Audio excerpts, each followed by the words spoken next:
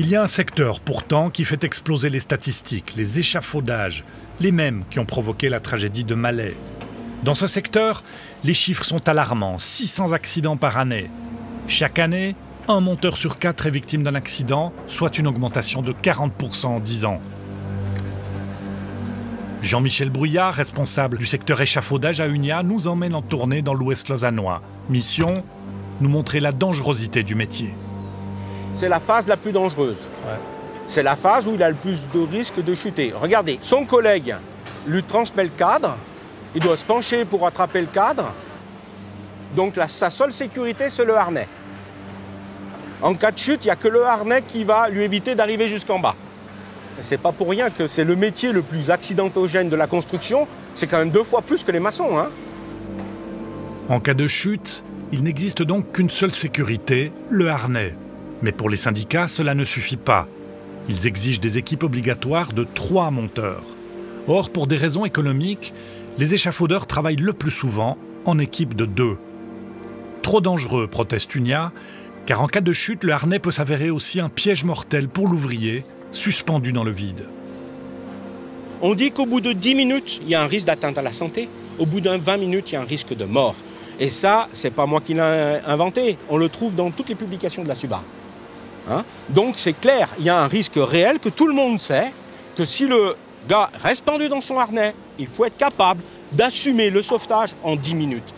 Donc une équipe de 3, c'est impossible à 2. C'est impossible de respecter le délai des 10 minutes et encore même pas le délai des 20 minutes. Pour le syndicat Unia, cette affaire de travail en équipe à 3 est une question de principe. Elle est emblématique de l'équation diabolique qui hante les chantiers. Garantir la sécurité sans entraver pour autant la sacro-sainte liberté helvétique du commerce et de l'industrie. Car travailler à 3 plutôt qu'à 2, c'est évidemment débourser un salaire de plus. Patron de son entreprise, Cédric Cagnazzo est aussi président de la Société suisse des entrepreneurs en échafaudage, la CESE. Pour la fêtière des échafaudeurs, c'est aux entreprises de décider comment elles veulent travailler et pas aux syndicats. Et les syndicats, eux, veulent souvent imposer. Et on dit souvent qu'on ne peut pas imposer ça parce que dès qu'on remet une règle, alors déjà ça fait une règle de plus, mais après il faut la respecter. Et qui dit la respecter, il faut aussi contrôler. Donc c'est pour ça qu'on n'a pas voulu figer ça. On laisse vraiment cette liberté. Mais comme association fêtière, vous mettez en avant la sécurité ou vous mettez en avant la rentabilité? Alors c'est un tout. Je veux dire, quand on est patron, il faut regarder la rentabilité, il faut regarder la sécurité, il faut regarder aussi le bien-être, il faut regarder aussi les investissements pour le long terme, la formation. Il y a vraiment, en tant qu'entrepreneur, il y a beaucoup de choses à penser. J'aimerais surtout parler des conséquences d'un accident, si on est 2 ou si on est 3. Ouais.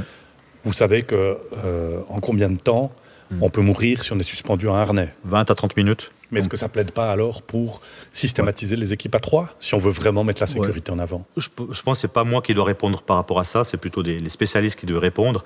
La SUVA a son idée, mais nous, on ne veut pas se positionner pour dire voilà, il faut cette règle-là.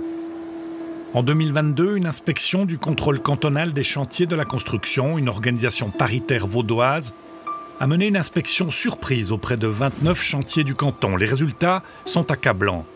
Seuls 3 monteurs en échafaudage sur 55 avaient suivi une formation de sauvetage. Une seule entreprise disposait d'un équipement de sauvetage sur le chantier.